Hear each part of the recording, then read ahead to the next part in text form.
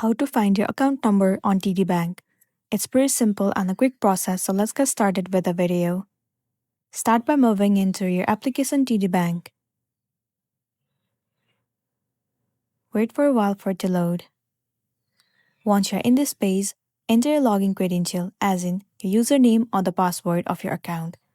Once you have entered, click on Login and log into your specific account. Once you have been logged in, the next thing you want to do is to head over to the account that you want the number of. After selecting the account, look for an option that says something like Account Details or small I information icon. Tap on it to open more detailed information about the account. After that, you'll find your account number. Not only that, you'll also find your routing number. Sometimes, the number is partially hidden for security. You need to look for the small I icon next to it to reveal the full number. After that, you will have your full TD Bank account number, and then you'll be good to go. So that's the wrap for this video. If it was helpful, give it a like and check out our next tutorial. Thank you.